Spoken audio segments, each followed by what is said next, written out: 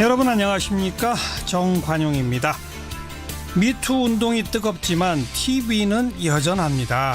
TV 드라마 또 예능 프로그램 지금도 이 성희롱, 성추행 이런 성폭력이 당연한 것처럼 그려지고 여성 비하가 다반사다 이런 지적인데요.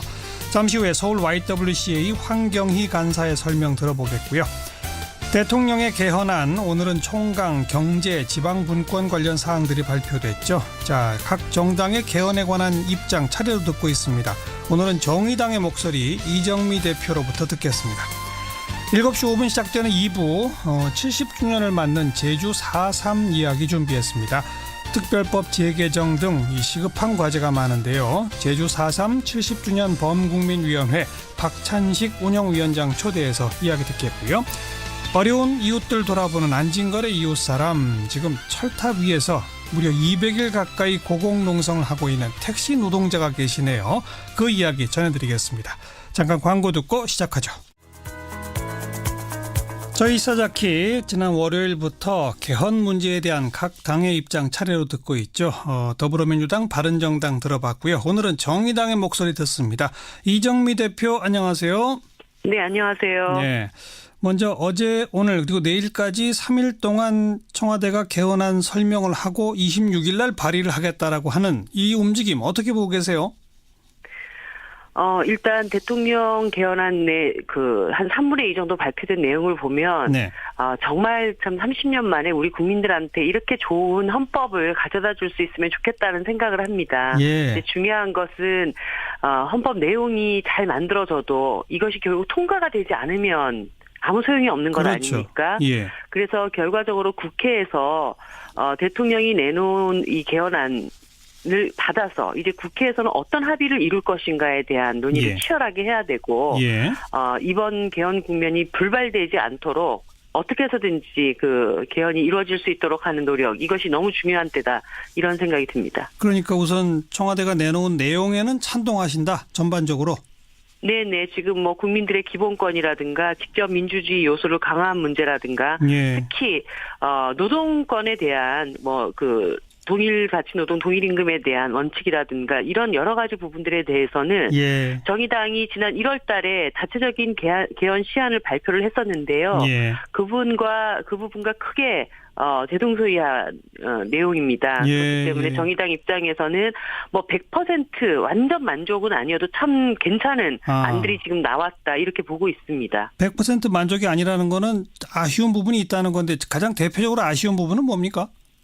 다양한 어떤 성적인 정체성을 갖는 부분들에 대한 차별을 금지하고 성평등한 내용을 담는 입법안, 이런 것이 조금 더 나갔으면 좋지 않았겠나 싶습니다. 예, 이 성적 지향으로 인한 차별 이런 것들도 헌법에 딱 명시하자, 이런 거로군요. 네네. 예. 자, 그런데 이제 국회가 이걸 빨리 논의해서 합의할 수 있도록 하자라고 하시는데, 사실상 지금 국회에서는 제대로 합의가 될 것 같지 않은 분위기 아니겠습니까? 어떻게 보세요? 일단 안들은 대충 다 나온 겁니다. 정의당도 정의당 나름대로의 그 안들이 나왔고, 지금 핵심은 결국 권력구조와 관련된 문제인데요. 그렇죠. 대통령께서도 권력구조와 관련된 안을 내놨고, 그리고 자유한국당도 아주 세부적인 내용까지는 아니지만, 예. 그 총리 추천제와 총리 선출제를 좀 이렇게 뭉뚱그린 그런 안하고 선거제도 개편에 대한 의지, 이런 것까지 좀 다 내놓은 겁니다. 예. 그렇기 때문에 지금 제일 중요한 거는 국회 책임 있는 5당의 대표와 예. 이 헌법을 다루는 책임자들이 한 자리에 앉아서 어디까지 의견들을 좁힐 수 있는지 빨리 얘기를 시작해야 됩니다. 지금 각 당이 다 자기 자리에 앉아가지고 서로 말펀치만 주고받는 이런 것으로는 국민들이 이 상황을 굉장히 답답하게 여기실 거라고 보기 때문에 이제 각자 안을 어떻게 손보고 다듬어서 합의점에 이룰 것인가, 이 논의를 빨리 들어가야 되는 시점이라고 봅니다. 5당이 함께 모이자, 이 말씀이시잖아요. 그런데 자유한국당의 김성태 원내대표는 더불어민주당 빼고 야 4당만 개헌정책 협의체를 만들자라고 하는데, 이건 어떻게 보세요, 그럼? 이거 완전히 자가당착 이슈고요. 그 한마디로 자유한국당이 이 청와대 개헌안에 대해서 반대하기 위한 수단으로 사당을 한번 엮어보자. 반대편들끼리 모여보자. 예. 뭐 이런 내용에 대해서라면 저희들은 전혀 응할 생각이 없습니다. 예. 필요한 것은 예. 지금 실제로 어떻게 개헌을 성사시킬 수 있는가를 논의하는 테이블입니다. 예. 그렇기 때문에 뭐 사당끼리 따로 모여서 어떤 반대 진영을 만드는 게 중요한 게 아니라 예. 국회 전체가 모여서 합의안을 만드는 것이 더 중요한 예. 문제고 그래서 저희들은 역으로 4당이 아니라 5당이 앉아서 예. 합의 테이블을 만들자라는 것입니다. 네. 그 이정미 대표도 핵심은 권력 구조 문제다 이렇게 표현하셨는데 정의당의 권력 구조에 대한 입장은 정리가 됐나요? 네, 우리 헌정특위 위원장인 신상정 위원장께서 예. 지금 뭐 여러 가지 이견들이 있으니 그러면 합의점을 도출할 수 있는 수준이 이 정도면 되지 않겠는가 이렇게 내놓은 안이 있습니다. 예. 한마디로 현재 대통령 제도라고 하는 이 체제를 그대로 유지한 채 네. 지금 현행 대통령제가 가지고 있는 그 대통령의 권한이 너무 이제 집중돼 있다. 그래서 특히 이제 입법권이라든가 그다음에 예산 심의권 이런 것들을 국회로 예. 좀 더 가져오고 예. 그리고 총리를 추천하는 정도 수준에서 권력 분산에 대한 합의점을 좀 이뤄볼 수 있지 않겠는가 이런 얘기를 했습니다. 대통령께서도 이원집정부제나 내각제 같은 경우는 지금 국민들이 국회에 대한 이 불신이 굉장히 높기 때문에 그걸 당장 실행하기 어렵다라는 입장을 내놨고 그 자유한국당에서도 그 총리 선출제를 얘기하면서도 선거제도 얘기를 했습니다. 그래서 지금 중요한 것은 국회의 신뢰도를 높일 수 있는 선거제도 개혁에 대한 안을 좀 합의를 하고 그렇게 해서 정말 국민들이 저 국회의원들을 좀 신뢰할 만하다라는 충분한 신뢰를 획득하기 이전까지는 총리 추천제 정도의 수준에서 권력 분산에 대한 타협 지점을 좀 만들어 보자는 것이죠. 그런데 그 더불어민주당의 반응은 선출이 아니라 추천이라 하더라도 국회에서 어쨌든 다수 동의를 얻어야 추천이 될 거 아니겠습니까? 네네. 그렇게 되면 예를 들어서 야당끼리 힘을 합쳐서 야당 쪽 인사를 총리로 추천하면 예를 들어서 뭐 직접적으로 문재인 대통령의 홍준표 총리면 국정 운영이 되겠느냐 이렇게 사실상 총리 추천제도 내각제 아니냐 이렇게 반박하던데요.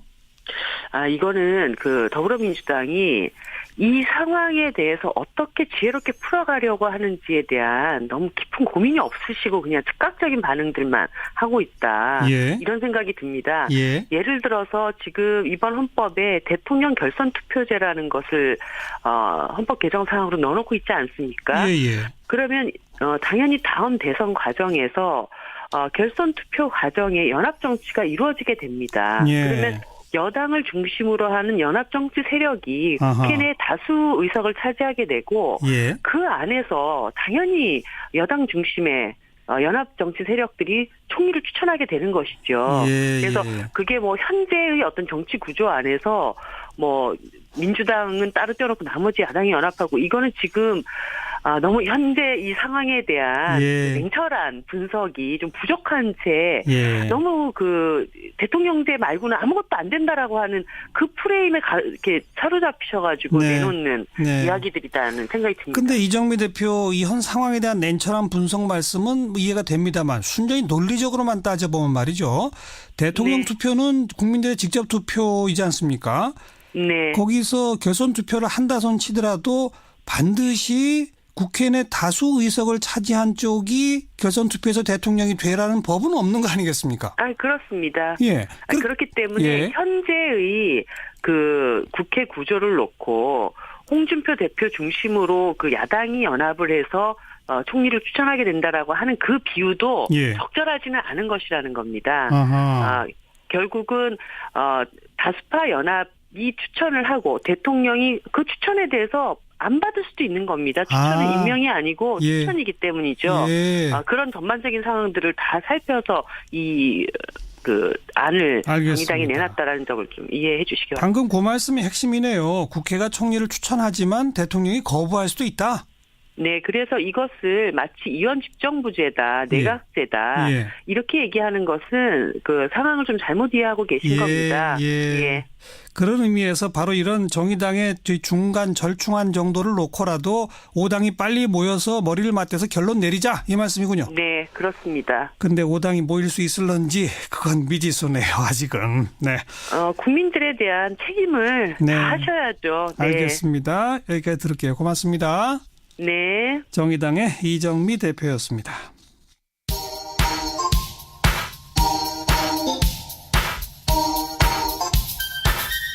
시사자키 정관용입니다. 여러분은 지금 CBS 라디오와 함께하고 계십니다.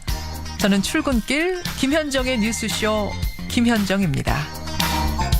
지금 우리 사회엔 미투 운동이 한창입니다. 그런데 우리가 매일 쳐다보고 있는 TV 속 드라마나 예능 프로그램들에서는 여전히 성폭력, 성희롱을 정당화하는 내용들이 넘쳐나고 있다고 하네요. 지난 2014년부터 한국양성평등교육진흥원과 함께 대중매체 양성평등 모니터링을 지금 진행해 오고 있는 서울 YWCA 황경희 간사에게 이야기를 듣겠습니다. 황 간사님 안녕하세요. 네, 안녕하세요. 예, 뭐 어떤 프로그램이 제일 심해요? 드라마, 예능 뭐 이렇게 분류별로 본다면? 아무래도 이런 성폭력이나 이런 성희롱을 정당화하는 내용은 드라마에서 은연중에 많이 나타나고 있고요. 예능 프로그램에서도 많이 보여지고 있습니다. 제일 많은 건 드라마고. 네. 구체적으로 좀 예를 몇 가지 들어주시겠어요?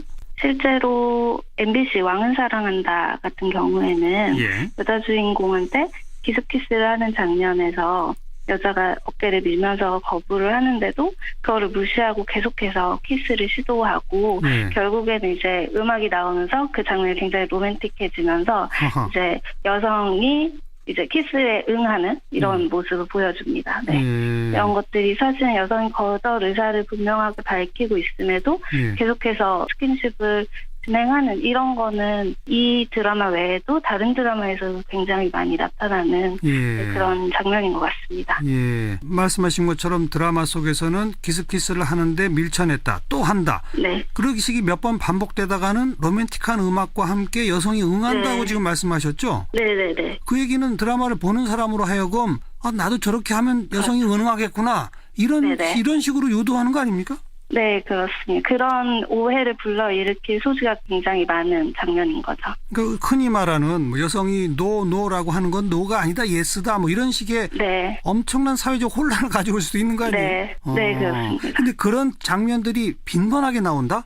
네, 좀 더 예를 들면 네네. MBC의 도둑놈 도둑님이라는 프로그램 드라마가 있었는데요. 예. 여기에서도 여성이 이제 계속 거절을 하는데도 남성이 매번 따라다니면서 결혼을 하자고 구애를 합니다. 예. 이런 경우에는 또 다른 방식으로 스토킹 혹은 데이트 폭력에 해당하는 내용일 수 있는데 그렇죠. 이런 것들을 계속 그냥 여과 없이 아무렇지도 않게 이렇게 방송에 나오는 이런 상황들이 있습니다. 우리가 스토킹, 데이트 폭력 이거 근절해야 된다, 처벌 강화하자 네. 막 이러고 있는데 네. 드라마에서는 매일 그런 게 또 나온다는 거죠? 네, 그렇죠. 여성의 거절을 그냥 거절로 받아들이는 게 아니고 튕기니까 내가 한 번 더, 한 번 더 이렇게 계속 하는 이런 식의 드라마 내용들이 일상에서도 계속 반영될 수 있다라고 생각이 됩니다. 그런 행동 말고 말로 성차별적인 발언이나 여성 혐오적인 그런 말 이런 것도 또 많죠? 네, 그렇죠. 그것도 좀 예를 들어주시면요. 여성 혐오적인 발언 같은 경우에는 MBC의 밥상 차리는 남자에서 여자가 늙으면 뱃살과 얼굴만 두꺼워진다더니 당신이 작부야 천박하기 싫이 이런 대사가 나옵니다. 남편이 아내에게 하는 대사였고요. 그리고 또 최근에 SBS 리턴에서는 여성 이제 불륜을 하는 여성에게 넌 변기야. 내가 싸고 싶을 때 아무 때나 싸는 변기 이런 표현을 합니다. 아이고 이건 정말 심하네요. 그렇죠. 이게 이 남성 캐릭터의 굉장히 어떤 악랄함 이런 것들을 보여주기 위한 장치로 이런 대사를 하는데 사실 이 대사를 놓고 보면은 너무나 여성 혐오적이고 굉장히 성차별적인 이런 내용들을 담고 있습니다. 예능도 이런 것들이 꽤 있어요? 네, 예능 같은 경우에는 라디오스타 같은 경우에 이제 여성 모델이 출연한 적이 있었어요. MC들이 이 여성 모델이 SNS에 자기 수영복 사진을 올린 것을 이제 사진으로 보면서 특정 부위를 이렇게 확대하는 그 손짓을 하면서 집에 가서 이렇게 하면서 봐야지라고 이런 식으로 말을 합니다. 이 특정 부위를. 그래서 굉장히 성희롱적인 발언일 수 있거든요. 근데 이런 내용들이 그냥 개그의 소재로 이렇게 사용됐던 그런 경우들이 있었고요. 그리고 믹스나인이라는 JTBC의 한 방송에서는 이게 이제 연습생들을 양현석 대표가 연습생들을 데뷔시키고 이런 프로그램인데요. 그래서 이 준비생에게 28살이다라고 말하니까 은퇴할 나이다라고 말을 하고 또 섹시하게 춤추는 연습생들을 보면서 우리 소속사 가수 여성 가수들은 왜 나한테 이렇게 안 해주지? 이런 형태의 발언을 하기도 했습니다. 여성을 상품화하고 이런 하나의 인간이 아닌 상품처럼 대하는 이런 모습이라고 볼 수 있을 것 같습니다. 그 말씀해 주신 내용들이 보니까 직장에서 이 성폭력 예방 교육할 때 이렇게 하면 안 됩니다라고 하는 행동들을 하는 거군요. 네, 그렇습니다. 그런데 이런 프로를 만드는 제작진들도 이건 문제가 될 거라는 걸 알면서 계속 집어넣는 거 아닙니까? 글쎄요. 문제가 될 거라는 것을 알고 있을지 잘 모르겠어요. 사실은. 성평등에 대한 감수성 없이 좀 방송들을 제작하고 그거에 대한 충분한 고민 없이 이것들을 편집하고 이런 과정에서 이런 문제적인 내용들이 계속 방송에 내보내지고 있다라고 생각이 되고요. 그래서 제작진들의 이런 성평등 의식이 좀 더 많이 필요하지 않을까라고 생각을 합니다. 방송심의위원회에서 이런 거 제재 안 합니까? 규정에서도 이제 양성평등 조항이 있기는 있어요. 그래서 그 안에서도 분명하게 성폭력을 정당화하거나 불필요하게 자세히 묘사하는 거는 제재의 대상이다라고 이제 명시를 하고 있는데 이런 것들이 있음에도 그래서 저희가 계속 그 부분에 대해서 심의 요청을 하고 있는데 이렇게 문제 제기를 계속 하고 있음에도 불구하고 실제로 제재 조치가 가해진 경우는 굉장히 드문 상황입니다. 차제에 좀 엄격한 기준을 만들 필요가 있겠고 우선 그 기준을 가지고 방송사 종사자들한테 우선 교육부터 필요하겠다 이런 생각이 드는군요. 자, 오늘 여기까지 들을게요. 고맙습니다. 네, 감사합니다. 서울 YWCA 황경희 간사였습니다. 윤태곤의 뉴스 사이다. 윤태곤 실장, 오늘은 사정상 전화로 연결하겠습니다. 안녕하세요. 네, 안녕하세요. 네. 이명박 대통령 구속영장 청구는 됐는데 원래 뭐 내일 오전에 그 피의자 신문하기로 했다가 또 일단 안 한다면서요? 그게 본인이 이제 안 나간다고 그랬어요. 그러니까 검찰 조사에서 충분히 이야기를 했기 때문에 뭐 이야기를 반복할 필요가 없다. 그런 입장을 밝히니까 중앙지법에서 내일 구속 전 피의자 신문을 일단 취소를 했습니다.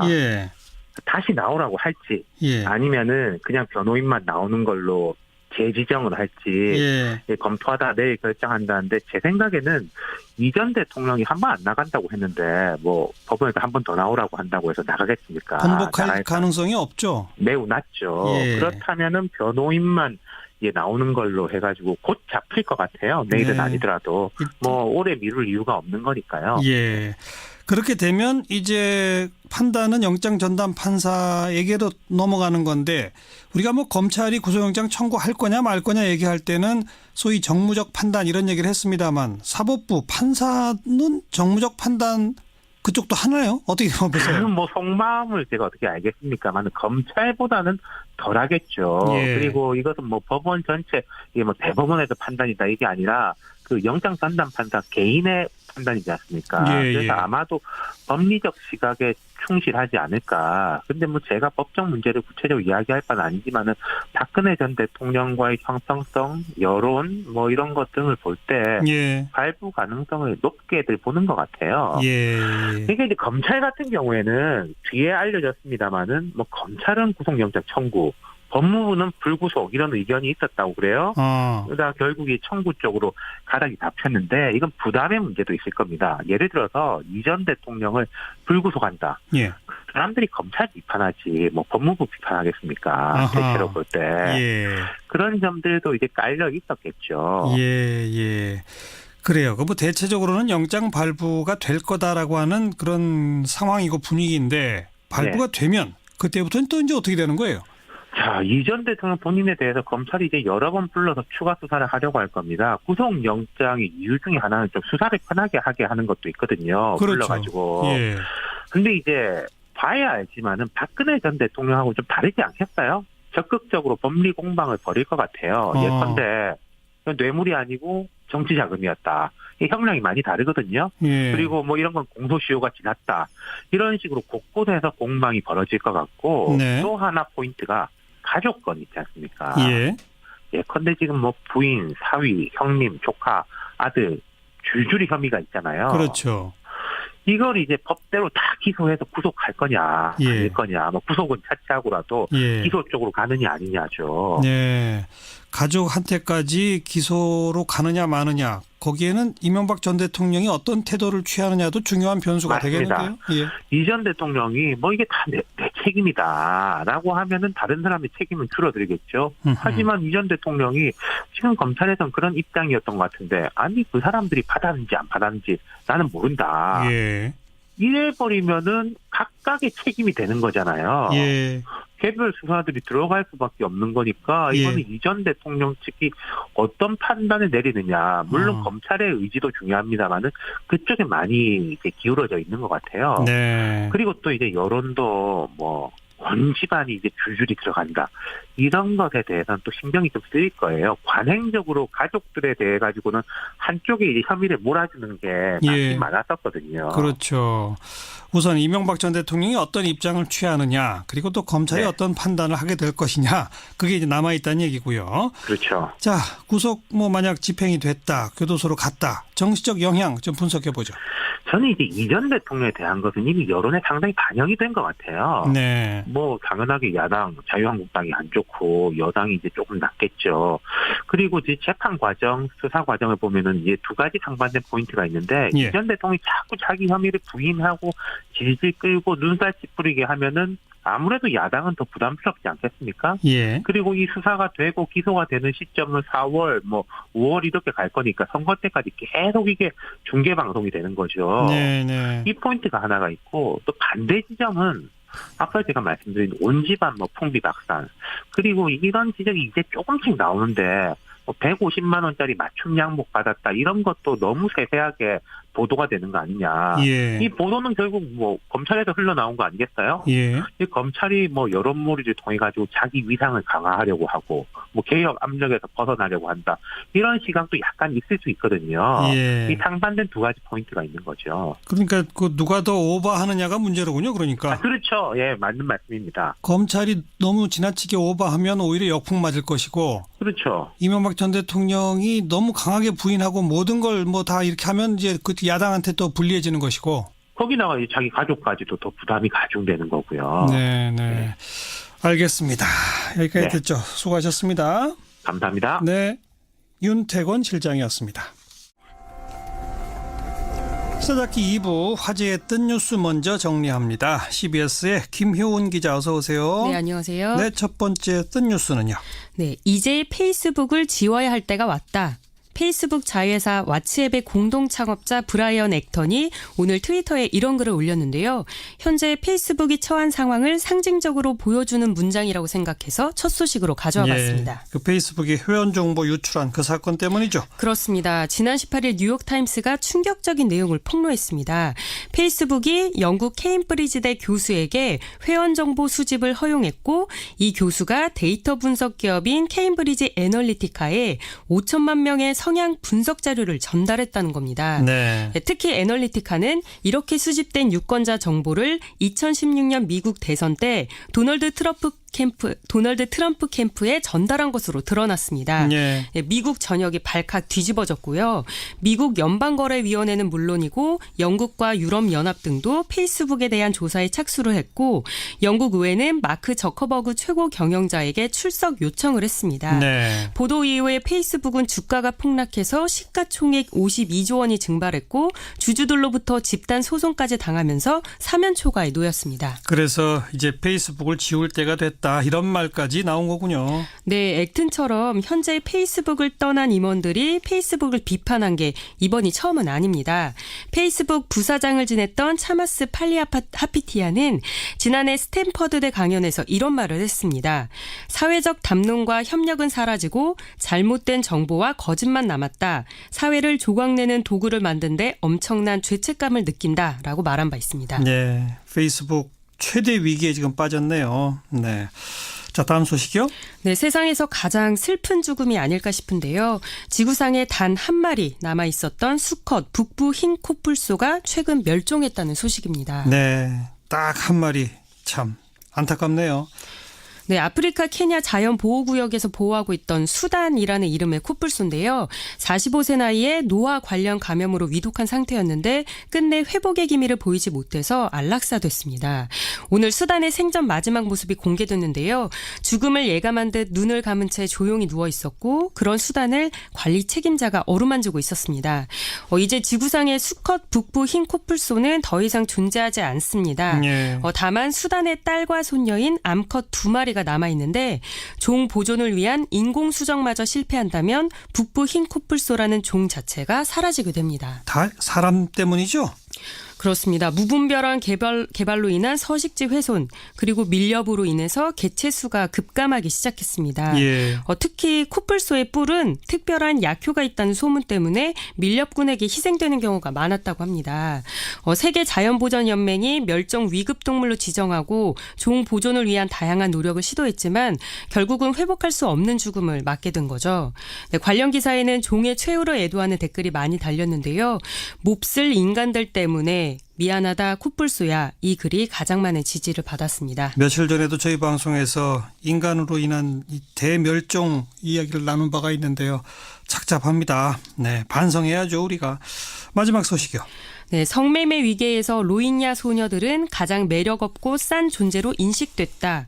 이게 영국 BBC 방송이 로힝야 소녀들이 처한 인신매매의 심각성을 보도한 겁니다. 네. 네, 지난해 8월부터 이슬람계 소수민족인 로힝야 70만 명이 미얀마 군부의 학살을 피해서 방글라데시 국경을 넘었었죠. 그렇죠. 네, 그런데 방글라데시 난민 캠프로 피난한 로힝야 소녀들이 성착취 인신매매라는 새로운 위기와 맞닥뜨렸다고 합니다. 네. 네, 주로 10대 초반의 소녀들이 인신매매 조직을 통해서 외국인 소아 성애자들에게 넘겨지고 있다고 하는데요. 가족이 살해된 뒤 낯선 사람에게 의지했다가 인신매매를 당한 경우 좋은 일자리를 준다는 꿰매 넘어가서 인신매매 조직을 따라 나선 경우가 대부분이라고 합니다. 네. 또 방글라데시뿐만 아니라 네팔과 인도에서도 로힝야 아이들의 성매매 사례가 확인됐다고 합니다. 다시 그 로힝야족이 고향 미얀마로 돌아갈 가능성은 없나요? 현재로서는 없어 보입니다. 미얀마 정부는 오히려 국경을 강화하고 있습니다. 270km가 넘는 국경지대에 철사로 된 울타리를 설치하고 지뢰를 매립하고 있다고 외신들이 전하고 있는데요.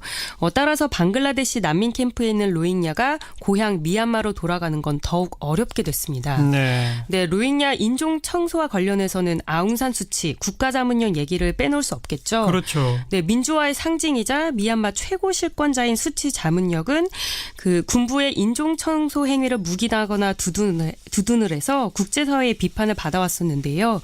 그래서 수치에게 수여된 노벨 평화상을 회수해야 한다 이런 주장도 계속 나오고 있습니다. 국제사회가 좀 관심 갖고 어떻게든 개입을 했으면 좋겠네요. 네. 수고하셨습니다. 네, 감사합니다. 김효은 기자였습니다.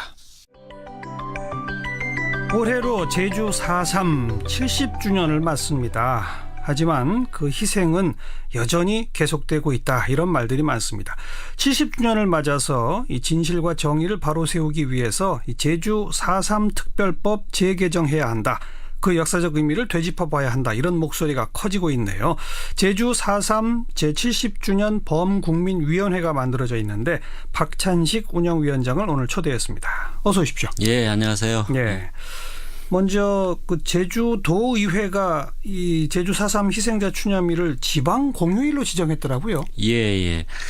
그 원래 국가 추념일로 지정된 거는 이미 2014년인데 예, 국가 기념일들이 다 공휴일은 아니거든요. 그렇죠. 5.18도 기념일 공휴일 아니고요. 60도 마찬가지고요. 예. 그래서 이걸 지방 공휴일로 지정한 거는 사실 그 우리나라에서는 처음 있는 일인데 안 그래도 그것 때문에 이제 법적인 근거가 있냐. 현재 국가 공휴일 법상에는 이제 지방 공휴일을 지정할 수 있다라는 어떤 근거 조항이 없습니다. 없어요. 예. 그렇다고 또 하지 못하게 하는 조항도 딱 있는 건 아닙니다. 그래서 여러 가지 논란이 있었는데 작년에 이제 작년 9월달인가 이제 제주도 의회에서 그거 토론회가 벌어졌었어요. 그래서 저도 참가해서 의견을 얘기를 했었는데 제가 그 자리에서 그러면 일단 의회에서 의결을 해라. 그러고 나면 이제 나중에 문제가 생기면 국가에서 정부에서 대처 거기에 따른 어떤 후속 작업들을 할 거 아니냐 해서 일단 결의를 했고 작년에.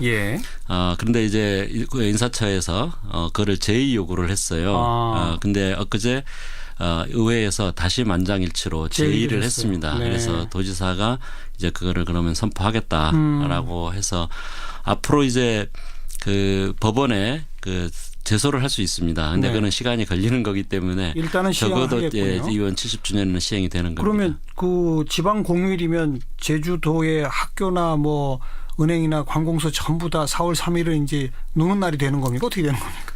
그 우리나라 국가 공휴일에 관한 규정이 사실은 공무원만 실은 겁니다. 이제 그걸 준용해서 학교라든가 은행이라든가 기업들이 자체 단체 협약이든 아니면 수첩 규칙이든 자체 관례위에서 하는 것이고 실제로 공휴일 규정이 직접적으로 적용되는 것은 공무원들밖에 없습니다.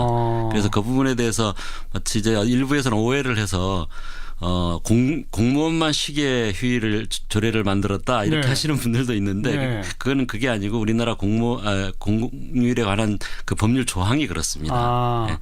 그러면 일선 학교나 이런 데들은 이제 알아서 하는 거예요? 권고 사항이 되는 거예요. 권고하는 거죠. 그럼 금년 4월 3일 날 제주도 풍경이 어떨지 좀 궁금해지긴 하네요. 그래 저희들도 뭐 초유의 일이라 참 예측하기는 힘든데 저희들은 이제 어쨌든 조례로 공휴일로 지정됐기 때문에 그 관련 기관들이라든가 그다음에 이제 그 일반 기업체에도 같이 이제 그 이날을 기념할 수 있도록 그 권고해야 되지 않나 이렇게 생각을 합니다. 자, 근데 벌써 70년 전 일이라 뭐 그 최근 좀 여기저기서 알려지긴 했습니다만 아직도 정확히 잘 모르시는 청취자분들도 계실 테니까 4.3 그러면 딱 4월 3일 하루에 이루어진 일이 아니잖아요. 그렇습니다. 조금 간략하게 좀 소개해 주세요. 어떤 일인지. 참 굉장히 간략하게 설명하기가 어려운 게 4.3은 사실은 그 현재의 법에도 47년 3월 1일부터 54년 9월 21일까지 그러니까 무려 7년 7개월 동안 계속됐던 전체 사건을 묶어서 이제 우리가 4.3이라고 얘기를 하는 겁니다. 물론 4월 3일에 그 당시에 이제 남로당 제주도당이 이제 그 무장봉기를 일으키면서 이제 문제가 이제 그 폭력적인 충돌이 상황으로 갔기 때문에 4.3이라고 흔히 말은 하지만 사실은 거기까지 가는 과정도 그러니까 47년 3월 1일이라고 돼 있는 거는 47년이 우리나라가 막 분단으로 가는 그런 길목이었거든요. 그래서 47년 3월 1일에 제주도에서 친일파를 청산하자. 그리고 이제 뭐 분단에 반대한다. 통일조국 그 전체하자.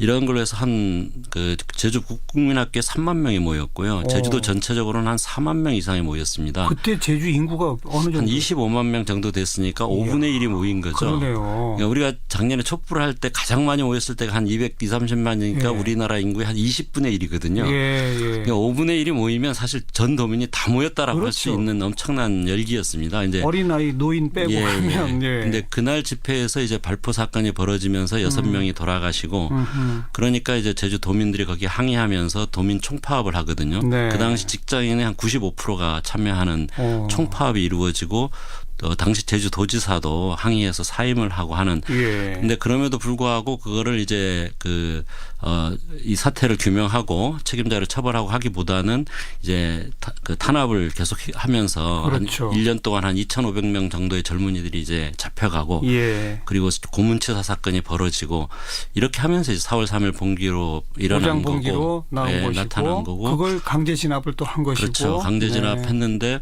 5월 10일 날 다시 이제 단독 선거가 이게 남한만의 단독 정부를 수립하는 단독 선거가 5월 10일 날 열리게 되는데 거기에서 이제 전국의 200개 선거구에서 제주도의 3개 선거구 중에 2개 선거구만 투표 수가 모자라 과반수가 넘기지 못해가지고 무효화가 됩니다. 왜냐하면 다른 데는 이제 투표 등록한 분들을 이제 경찰이나 청년 단체들이 가서 이제 막 데리고 가서 투표소에 가서 투표를 했거든요. 실현하러 그랬는데 제주도는 사람들이 이제 마을 단위로 그냥 산으로 가버린 거예요. 그러니까 이제 투표가 제대로 안 된 거죠. 투표 거부 운동으로. 그래서 투표가 이제 2개 선거구가 무효화된 게 이제 어떤 그 당시에 미군정이나 아니면 그 이승만 정부 입장에서는 이제 도전으로 본 거죠. 그래서 그해 가을부터 이제 대규모 학살이 벌어졌고, 그리고 이제 한국 전쟁 끝난 이후까지. 한국 전쟁 후에도 다시 이제 그렇죠. 그래서 총 몇 명 정도가 희생된 겁니까? 그 전에는 예를 들어 뭐 적게는 2만 명부터 많게는 7만 명, 9만 명까지 다양한 얘기들이 있었는데요. 그 국가에서 이제 위원회를 구성해서 진상조사를 하면서 이런저런 자료들을 이제 교차 비교하면서 분석해본 결과로는 대략 2만 5천에서 3만 정도의 희생자가 있었다. 그냥 그 당시 제주도 인구의 약 9분의 1이었죠. 그 이제 돌아가신 분의 숫자만 그런 거고. 그렇습니다. 부상당하시거나 이런 분들 그런 거는 파악이 안 되죠. 참. 자, 그리고 지금 말씀하신 것처럼 국가가 무슨 위원회도 만들어서 하고 이랬던 게 김대중 정부 때 4.3 특별법 만들었었잖아요. 그리고 노무현 정부 때 노무현 대통령이 대통령 자격으로 뭐 사죄도 하고 또 그랬었는데 근데 지금 특별법을 재개정해야 한다는 목소리가 나오는 거는 김대중 정부 때 그 특별법에 문제가 좀 한계가 있는 겁니까? 그 자체는 큰 의미가 있습니다. 왜냐하면 국가가 공식적으로 그동안 이제 4.3에 대해서 아예 침묵을 강요당해 왔던 것으로부터 그리고 이제 말하자면 좀 뭐하게 얘기하면 그 희생자들이 죽을 만한 짓을 했으니까 죽었다라고 하는 것이었죠. 그 뭐 좌익 무장 반란, 무장 폭동이니까 그러니까 진압해야 한다 뭐 이런 거였죠. 폭도 뭐 반역자 이렇게 됐던 건데 그 부분에 대해서 이제 그 특별법을 통해서 진상 규명을 했던 것이 큰 성과고요.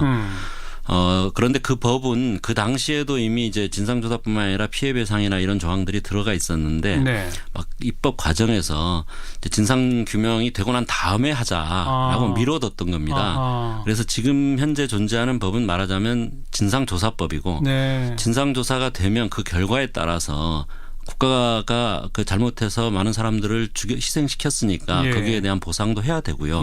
그럼 몇 가지 후속 조치들이 중요한 조치들이 있는데 그런 부분들이 지난 10여 년 동안 이제 이루어지지 않으면서 아직 이제 4.3의 상처를 치유하는 과정이 이제 매듭지어지지 않고 있는 것이죠. 그러면 그때 진상조사위원회를 만들어서 진상조사를 한 결과가 나온 게 벌써 10년이 지났죠. 2003년이니까 이제 15년이 지났습니다. 그러면 사실 그때 그 입법 취지에 말하면 그 15년 전에 또 다시 법을 개정하든지 만들든지 했어야 되는데 그렇죠.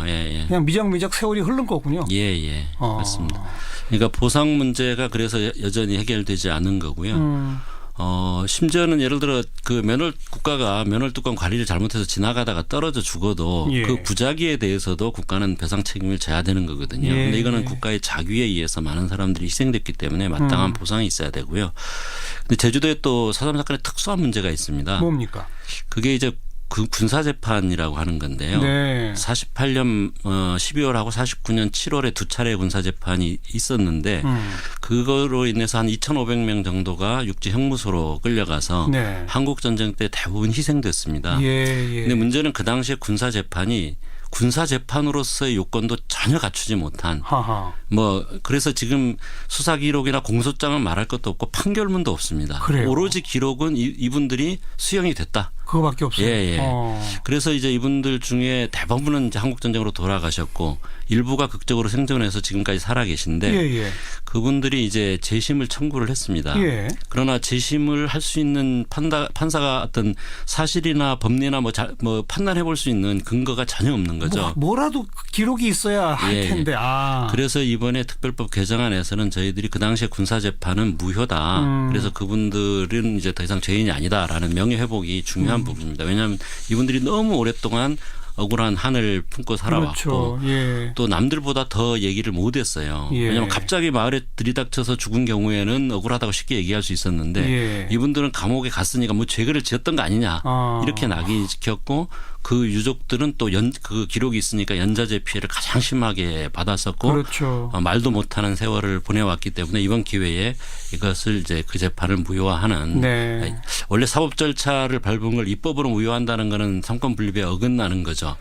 근데 조금 따져볼 대목이 있네요. 그렇죠. 그렇지만 이제 그 당시가 특수하게 이게 사법적 절차가 정상적으로 진행된 게 아니었기 때문에 입법적으로 명예회복의 길을 찾자라는 것입니다. 그 문제도 포함돼야 되겠고 예, 가장 큰 문제입니다. 거는 피해에 대한 배상 아니겠습니까? 네, 보상과 그 군사재판 수용인의 명예회복 이게 이제 가장 핵심적인 지금 내용입니다. 그 법을 재개정하자고 할 때는 구체적으로 어느 정도의 보상을 생각하고 계신 건지. 4.3 그 특별법에 의한 진상조사가 있은 이후에 그 과거사 기본법이라는 게 제정돼서 예. 그 한국 전쟁 전후 민간인 희생자들을 포함해서 조사가 이루어졌습니다. 예, 예. 그리고 그 희생 그 유족들의 일부는 사법적으로 소송을 해서 보상을 받았습니다.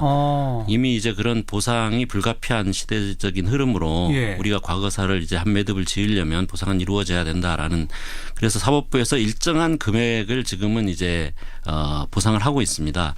이미 개별적으로 소송하신 분들은 그렇게 하고 있군요. 예. 근데 그분들 중에서도 일부는 소송해봐야 안 될 거라고 생각하고 소송을 안 한 분도 있고, 근데 그게 3년이 지나 그 사실을 희생자로 이제 결정 난 지로부터 3년이 지나버리면 소송을 못 하거든요, 더 이상. 입법으로 해결할 수밖에 없습니다, 그분들도. 예. 근데 4.3 같은 경우는 희생자 결정이 내려진 지가 이미 15년, 흘러버렸으니까. 12, 13년 흘렀기 개별 소송의 때문에 기회도 없고. 예, 더 이상 소송의 기회도 없습니다. 그래서 입법적으로 일괄적으로 해결해야 된다라는 것이죠.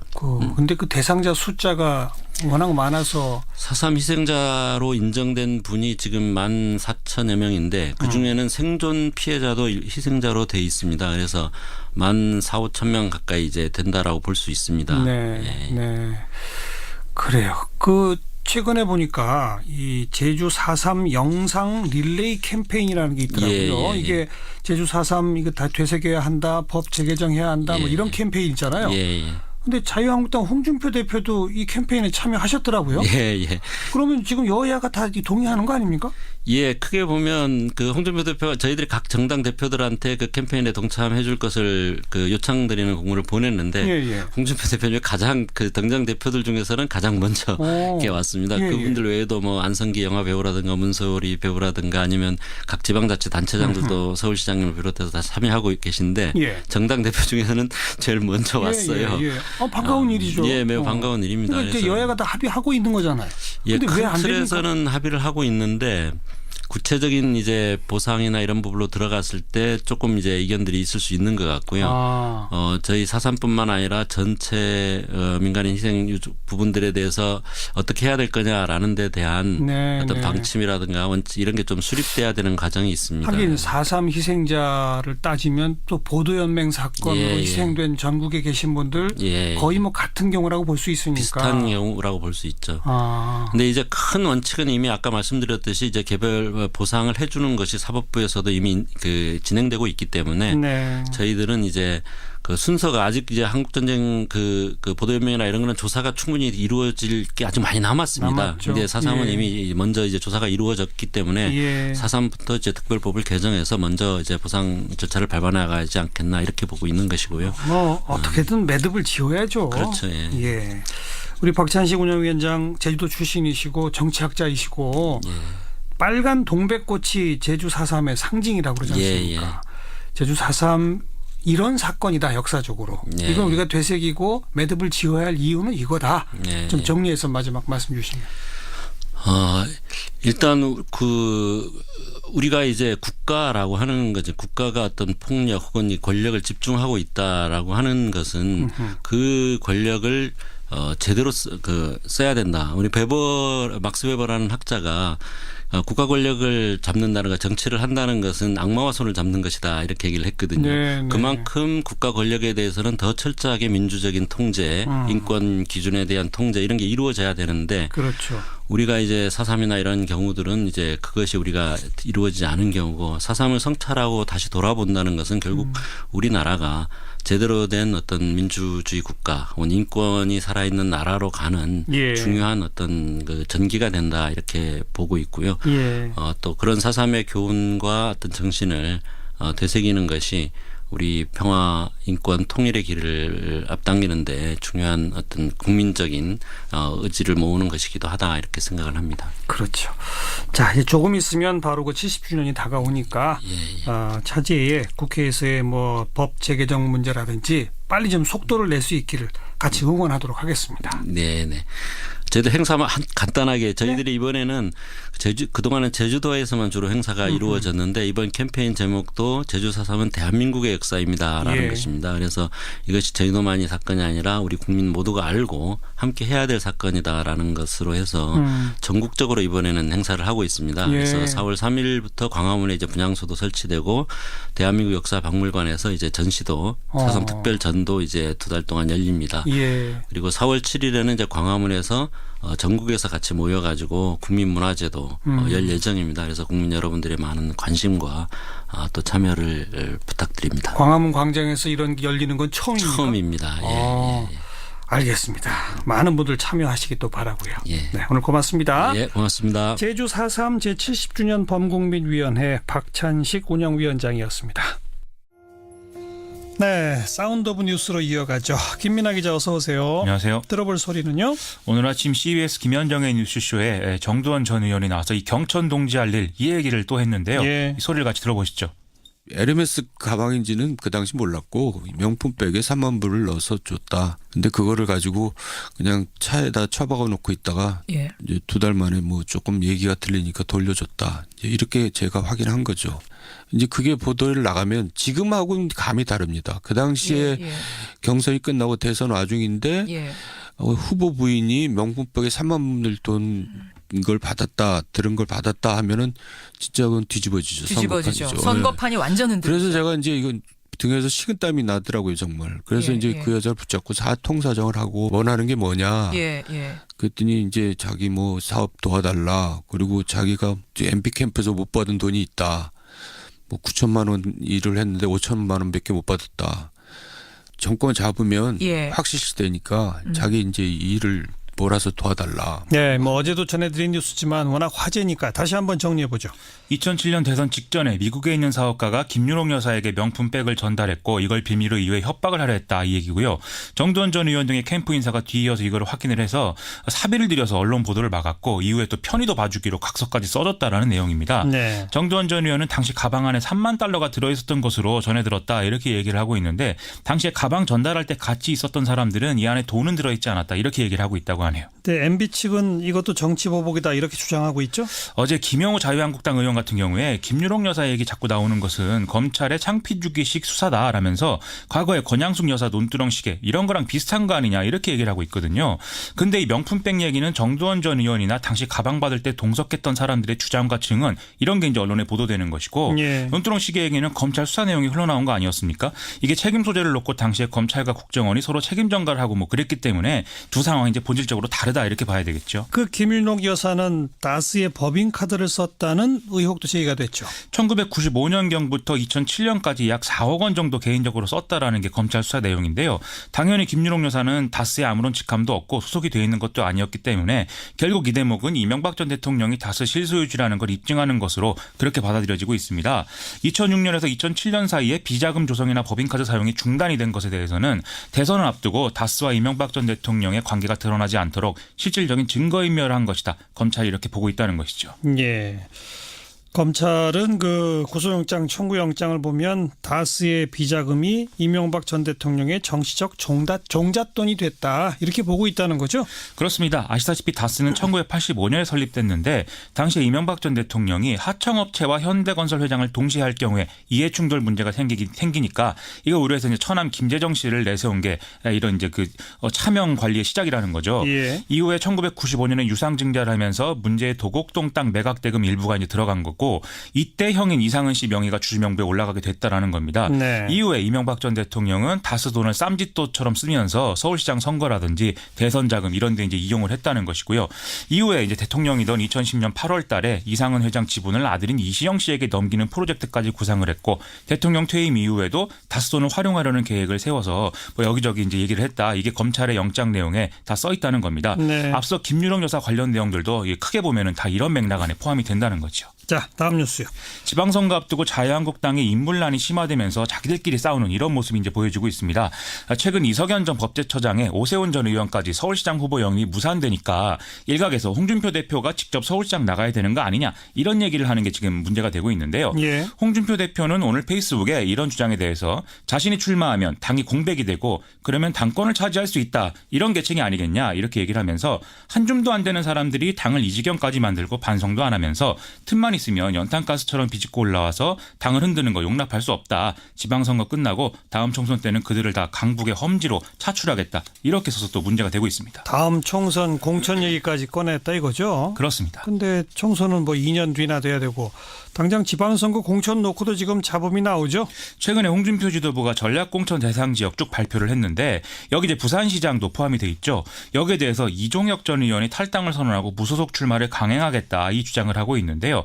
홍준표 대표는 이것에 대해서도 깜도 안 되는 사람을 공천하는 게 사천이 아니겠느냐 이렇게 얘기를 했고 장제원 수석 대변인도 지역구 경선에서 2번이나 낙마했던 사람을 최고위원으로 배려까지 해줬는데 당을 헐뜯는 것은 배은망덕이다 이렇게 얘기하면서 갈등이 확산되고 있다는 것이거든요. 예. 여기에 대해서 이종혁 전 의원은 페이스북으로 장제원 의원 향해서 정치를 똑바로 배워라라면서 또 반박글을 쓰는 등의 이제 자중질환의 모습들이 보이고 있는데 내일 이주영, 심재철, 나경원, 유기준, 정우택 의원 등 중진들이 자체 회동을 갖고 지방선거 대책을 논의를 한다고 합니다. 그런데 이런 상황에 대한 대안은 지금 딱히 없어 보여서 문제다 이런 얘기 나오고 있습니다. 방금 나온 표현이지만 자중질환이란 용어가 딱 맞는군요. 그렇습니다. 청와대는 오늘도 개헌안 내용을 일부 소개했죠. 오늘 이제 지방 분권 및 총강, 경제 뭐 이런 관련 내용들이 들어간 내용들을 공개했는데요. 일단 수도에 관한 사항을 법률로 정하도록 해서 지방에 있는 도시도 수도로 지정할 수 있고 또 행정 수도와 경제 수도 등을 이제 복수로 지정할 수 있는 이런 길을 연다고 합니다. 참여정부 때는 이 조항이 없어서 행정 수도 논의 과정에서 관습헌법 뭐 이런 논리가 등장했어야 됐다. 이게 문제라는 거죠. 예. 또 공무원의 전관예우 방지 조항 그리고 정당 설립 요건과 국고 보조금 관련 조항 도 개정이 돼서 이 제한을 일부 완화하는 이런 효과를 낼 수 있도록 하는 모양입니다. 그 경제 분야에서는 토지 공개념 개념이 들어갔죠? 그렇습니다.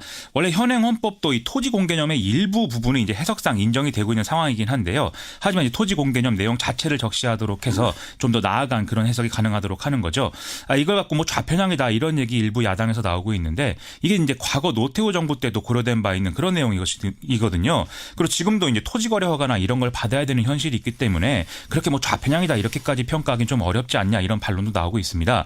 경제민주화 관련해서는 119조 2항의 상생 이런 부분을 좀 넣어서 좀 더 방향을 명확히 하도록 하는 이제 조치가 취해지고요. 예. 국토와 자원 이런 부분에서는 지속 가능, 보전 이런 단어를 넣기로 했고 농업과 관련해서도 공익적 기능을 강화하는 이런 부분이 들어간다고 하고요. 또 사회적 경제의 진흥, 소비자 보호, 기초학문 장려 이런 좀 새로운 시대에 맞는 그런 표현들도 다소 추가될 전망이라고 합니다. 지방 분권 분야도 많이 강화됐죠. 아예 대한민국은 지방 분권 국가를 지향한다 이런 조항을 넣는다고 하고요. 또 지방자치단체라는 명칭은 지방정부로 지자체의 집행기관은 지방행정부로 명칭을 분명히 하도록 했습니다. 거기에 자치행정권, 자치입법권, 자치재정권을 이제 넣어서 지방정부가 내릴 수 있는 결정의 범위를 획기적으로 넓힐 수 있도록 한 부분도 있고요. 네. 또 자치사무 수행에 필요한 경비는 지방정부가 부담하고 국가 또는 다른 지방정부 위임사무 집행에 필요한 비용은 그 국가 또는 다른 지방정부가 부담한다. 이런 규정을 신설해서 중앙정부와 지자체가 서로 재정 부담을 떠넘기는 이런 사태를 방지하도록 했다. 이런 설명입니다. 예. 이제 누리과정 예산 이런 사태들이 어떤 교훈이겠죠. 네. 오늘 남북정상회담 준비위원회 2차 회의에 문재인 대통령이 직접 참석했죠? 그렇습니다. 남북정상회담에 이은 북미정상회담은 세계사적 일이다라면서 이후에 남북미 3국 정상회담으로 이어질 수 있다. 이렇게 얘기를 해서 화제인데요. 예. 이를 통해서 한반도 핵과 평화 문제 완전히 끝내겠다 이렇게 강조도 했습니다. 아울러 정상회담 준비위는 남북 고위급 회담을 29일 판문점 북측 통일각에서 열 것을 내일 북측에 공식 제안하기로 결정하기도 했는데요. 문재인 대통령은 이번 남북정상회담 합의문은 지난 두 차례 정상회담에서 합의한 기본사항을 다 담도록 하고 이걸 국회 비준을 받도록 준비하라 이런 지시까지 내려서 상당히 화제입니다. 남북미 3자 정상회담 얘기는 오늘 처음 나온 얘기인데 이게 어떤 의미가 있는 거죠? 북핵 문제는 결국 미국과 함께 일괄 타결해야 된다 이런 구상의 연장선상이고요. 또 이 아이디어 자체는 지난 이제 참여정부의 14선언에 단서가 나와 있거든요. 그래서 이제 그 남북미 또는 남북미중이 항구적 평화체제 구축을 위해서 뭐 한반도에서 종전선언 추진한다 이런 얘기였는데 예. 당시 미국도 긍정적인 태도였지만 이게 보수 정권이 들어서면서 상황이 좀 달라진 측면이 있는 거죠. 그런 의미에서 문재인 대통령이 그때로 남북관계 복원하겠다 이런 구상을 내놓은 것으로 평가할 수 있는 것 같습니다. 네, 수고하셨어요. 고맙습니다. 김민아 기자였습니다.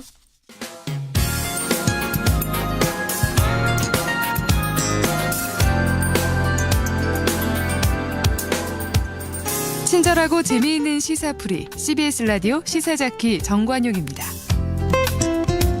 어렵게 살아가는 우리 이웃들 돌아보는 안진걸의 이웃사람 코너입니다. 오늘은 이 택시 노동자 이야기를 해볼 텐데요. 저희 이 코너에서 지금 고공농성하고 계신 분들 여러 소개해드린 바 있는데 벌써 199일째 철탑 위에서 고공농성을 하고 계신 택시 노동자 한 분이 계시답니다. 이분을 중심으로 이야기 좀 나눠보도록 하죠. 참여연대 안진걸 시민위원장 어서 오십시오. 네, 안녕하십니까. 이 공공운수노조의 전주 택시 지부장 맡고 계신 김재주 지부장이시네요. 예. 벌써 199일째? 예, 내일로 200일째인데 제가 이제 문재인 정부 들어서서 좀 여러 사업장에서 문제가 해결이 되고 있는데 뭐 아직 복직이 안 되고 있는 뭐 KTX 승무원이나 예. 쌍용강철 해고 노동자 문제가 있고 예. 그다음에 이제 얼마 전에 우리가 소개했던 파인텍 그 노동자들이 목동 부근에서 지금 거기도 이제 200일 가까이 고공농성하고 계시는데 그렇죠. 이분들이 조금 더 먼저 돌입하셨습니다. 그러니까 아마 우리 청취자들께서도 그 택시 월급제 네.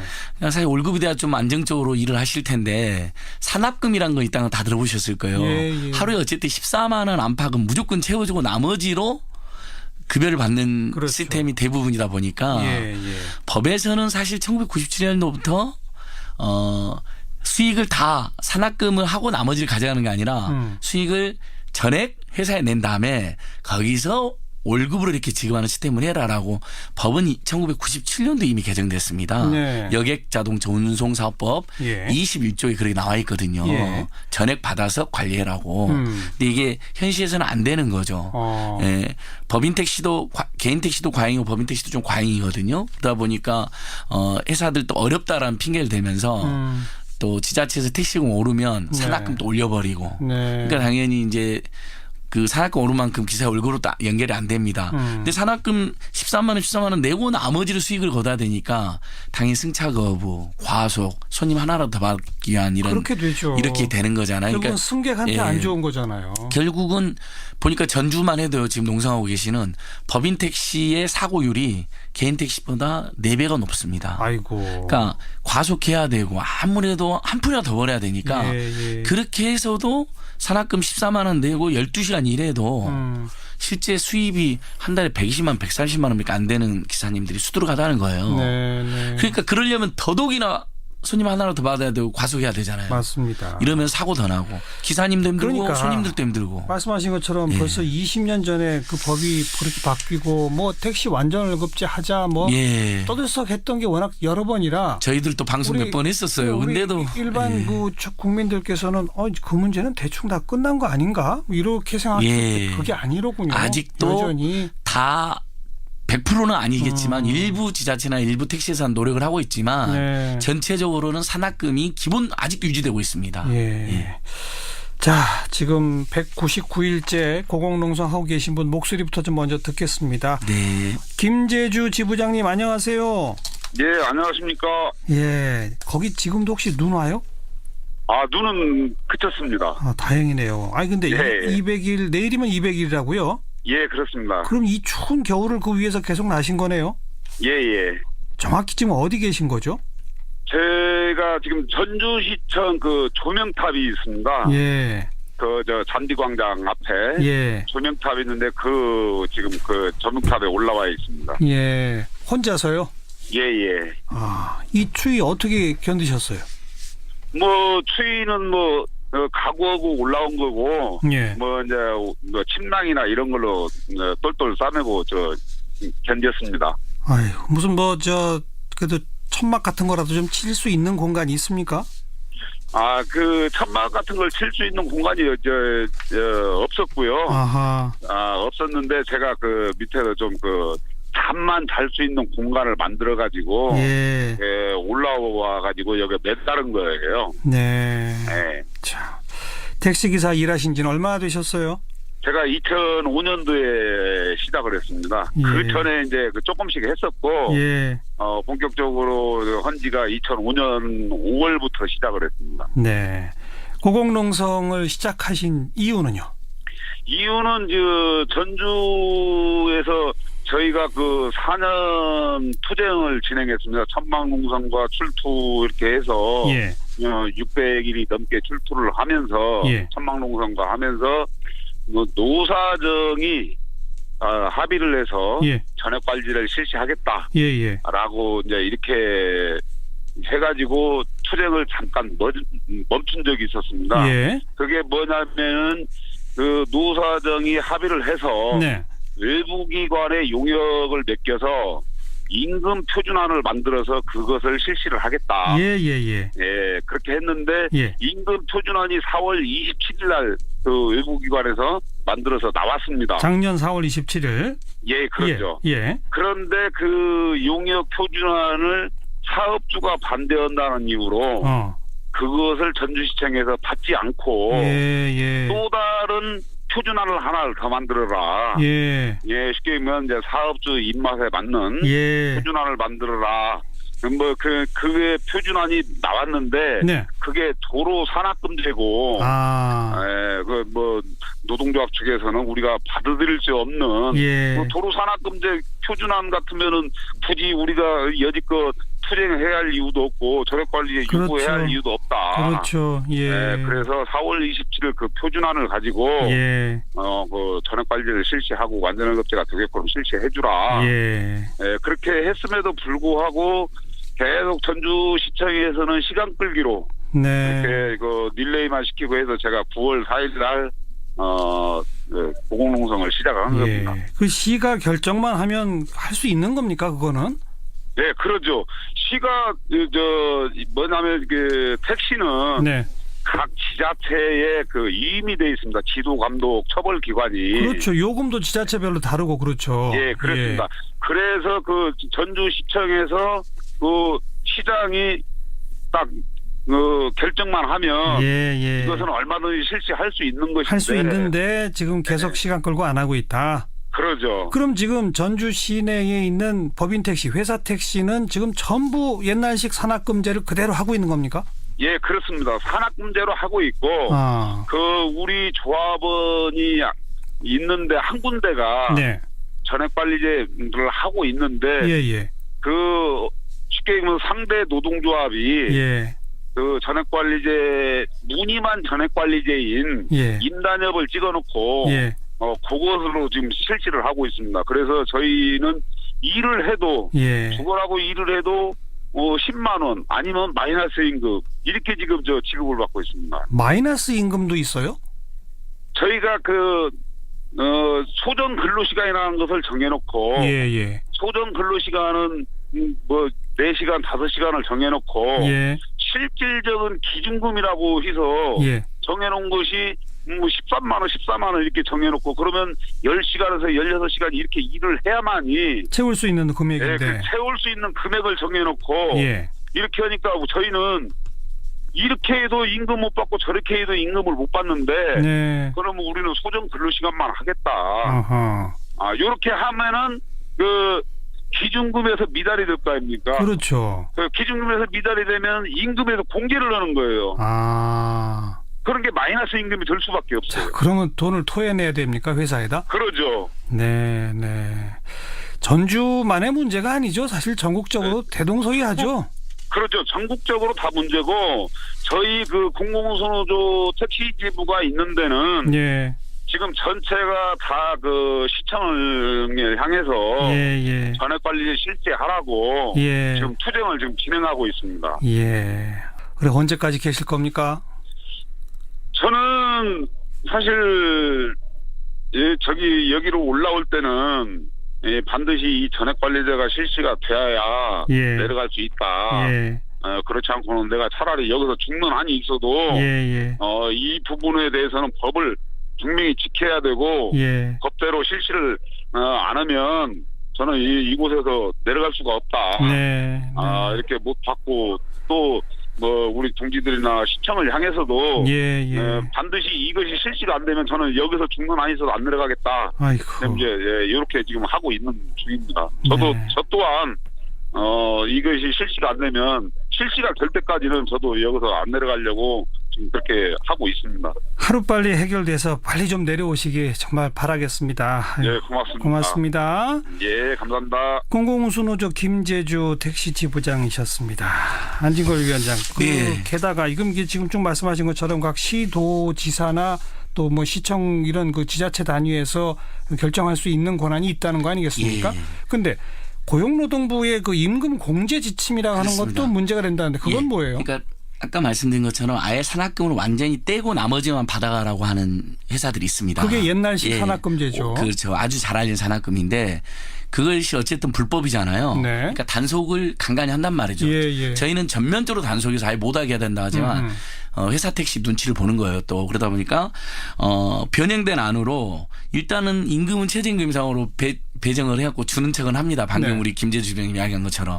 근데 산학금도 병행을 해요. 그래서 하루에 14만 원씩 2교대 하루에 14만 원씩 하기로 했어요. 근데 그게 미달되면 임금에서 그걸 공제해버리는 겁니다. 그래서 운송수익금 미달분이라는 겁니다. 쉽게 말해서 산학금 미달분. 이것을 고용노동부가 그런 짓을 못하게 해야 되잖아요.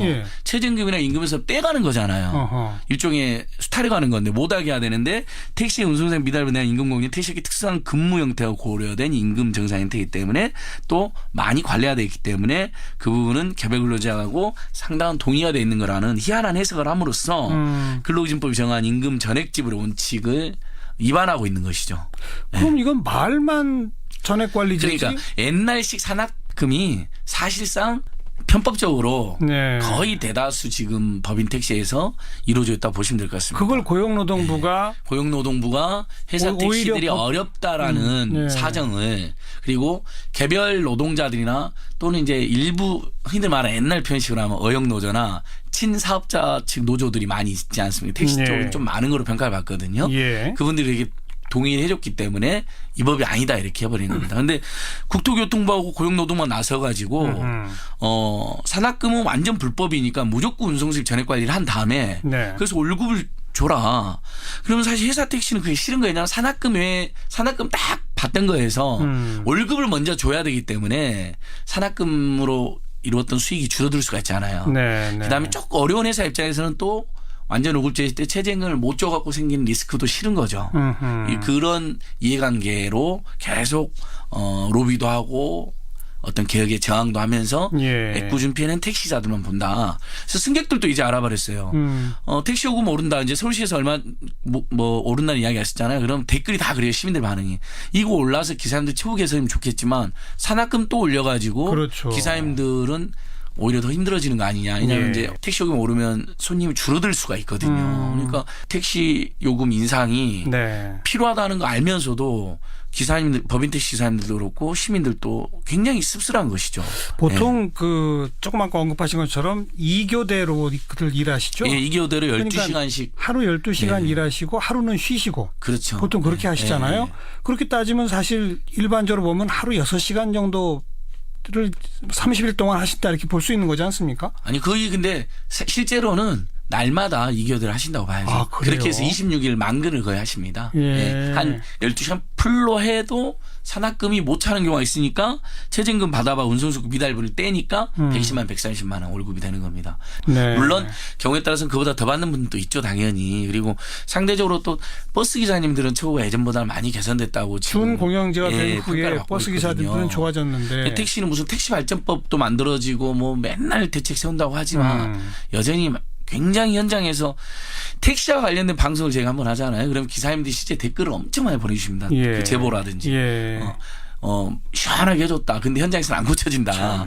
그럼 국토교통부 고용노동부가 나서서 지자체와 협력해서 산학금 불법이니까 그 방식 못하게 한 다음에 운송 수입 전액 관리한 다음에 법에 의해서 그렇죠. 그다음에 최저임금 이상 주게 하면 되는 겁니다. 예. 근데 만약에 최저임금을 위반하고 있으면 처벌하면 되는 것이고 예. 근데 처벌이 다 등산하니까 이번에 우리 일자리 안정기금처럼 택시 회사도 안에서 혹시 너무 힘들어가지고 그럼 지원해주고 어떤 객관적 조건을 만들어 지원해주고 그래서 산학금은 저는 완전 폐지하는 게 맞고 네. 네. 그다음에 기본 최저임금 더하기 플러스 알파를 받을 수 있는 조건으로 진짜 합심해야 될 때가 아닌가. 예. 아이고 우리 이렇게 벌써 해결됐는 줄 알았는데 예. 아직도 안 된 일들이 이렇게나 많군요. 그러니까 김재준 선생님한테 너무 죄송하더라고요. 그래서 그러니까요. 3월 31일 날 희망버스 예전에 이제 그 열악한 처우에 있는 노동자들, 비정규 노동자들, 농사원 노동 연대하는 그 프로그램이잖아요. 시민연대 프로그램. 예, 예. 3월 31일 날 전주 우리 김재준 지부장님 농성장으로 시민들이 또 노동자들이 이렇게 희망버스가 달려가는 갑니까? 희망버스도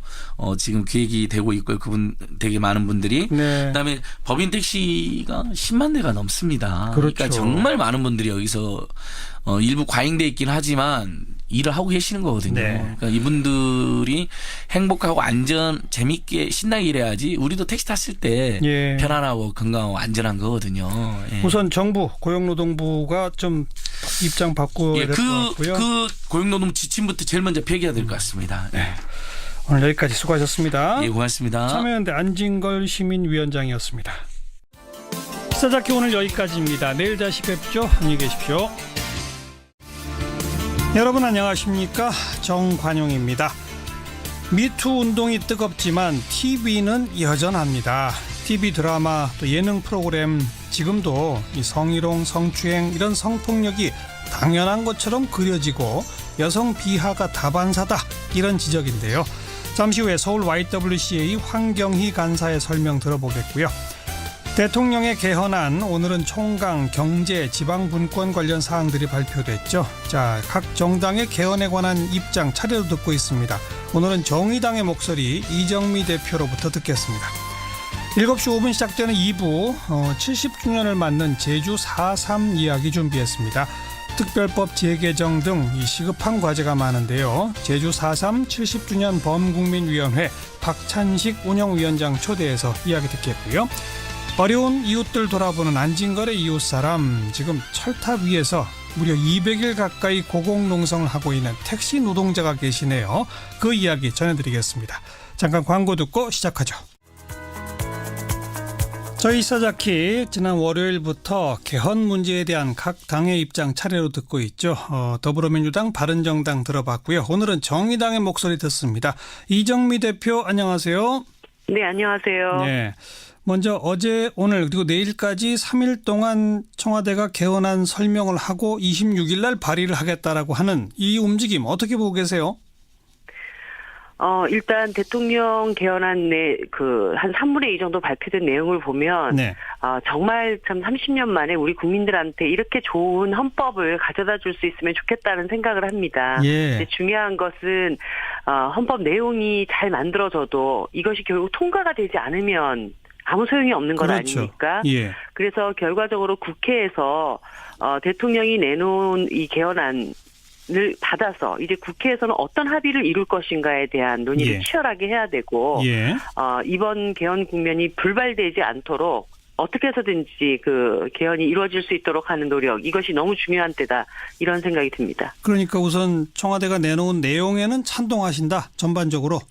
네네. 지금 뭐 국민들의 기본권이라든가 직접 민주주의 요소를 강화한 문제라든가 예. 특히 노동권에 대한 동일 가치 노동, 동일 임금에 대한 원칙이라든가 이런 여러 가지 부분들에 대해서는 예. 정의당이 지난 1월 달에 자체적인 개헌 시안을 발표를 했었는데요. 예. 그 부분과 크게 대동소이한 내용입니다. 예, 그렇기 때문에 예. 정의당 입장에서는 뭐 100% 완전 만족은 아니어도 참 괜찮은 안들이 지금 나왔다 이렇게 보고 있습니다. 100% 만족이 아니라는 거는 아쉬운 부분이 있다는 건데 가장 대표적으로 아쉬운 부분은 뭡니까? 다양한 어떤 성적인 정체성을 갖는 부분들에 대한 차별을 금지하고 성평등한 내용을 담는 입법안 이런 것이 조금 더 나갔으면 좋지 않았겠나 싶습니다. 예, 이 성적 지향으로 인한 차별 이런 것들도 헌법에 딱 명시하자 이런 거로군요. 네. 예. 자, 그런데 이제 국회가 이걸 빨리 논의해서 합의할 수 있도록 하자라고 하시는데 사실상 지금 국회에서는 제대로 합의가 될 것 같지 않은 분위기 아니겠습니까? 어떻게 보세요? 일단 안들은 대충 다 나온 겁니다. 정의당도 정의당 나름대로의 그 안들이 나왔고 지금 핵심은 결국 권력구조와 관련된 문제인데요. 그렇죠. 대통령께서도 권력구조와 관련된 안을 내놨고 그리고 자유한국당도 아주 세부적인 내용까지는 아니지만 그 총리 추천제와 총리 선출제를 좀 이렇게 뭉뚱그린 그런 안하고 선거제도 개편에 대한 의지 이런 것까지 좀 다 내놓은 겁니다. 그렇기 때문에 지금 제일 중요한 거는 국회 책임 있는 5당의 대표와 이 헌법을 다루는 책임자들이 한 자리에 앉아서 어디까지 의견들을 좁힐 수 있는지 빨리 얘기를 시작해야 됩니다. 지금 각 당이 다 자기 자리에 앉아가지고 서로 말펀치만 주고받는 이런 것으로는 국민들이 이 상황을 굉장히 답답하게 여기실 거라고 보기 때문에 이제 각자 안을 어떻게 손보고 다듬어서 합의점에 이를 것인가 이 논의를 빨리 들어가야 되는 시점이라고 봅니다. 5당이 함께 모이자 이 말씀이시잖아요. 그런데 자유한국당의 김성태 원내대표는 더불어민주당 빼고 야4당만 개헌정책 협의체를 만들자라고 하는데 이건 어떻게 보세요, 그럼? 이거 완전히 자가당착 이슈고요. 그 한마디로 자유한국당이 이 청와대 개헌안에 대해서 반대하기 위한 수단으로 사당을 한번 엮어보자. 반대편들끼리 모여보자. 뭐 이런 내용에 대해서라면 저희들은 전혀 응할 생각이 없습니다. 필요한 것은 지금 실제로 어떻게 개헌을 성사시킬 수 있는가를 논의하는 테이블입니다. 정관용입니다. 여러분은 지금 CBS 라디오와 함께하고 계십니다. 저는 출근길 김현정의 뉴스쇼 김현정입니다. 지금 우리 사회엔 미투 운동이 한창입니다. 그런데 우리가 매일 쳐다보고 있는 TV 속 드라마나 예능 프로그램들에서는 여전히 성폭력, 성희롱을 정당화하는 내용들이 넘쳐나고 있다고 하네요.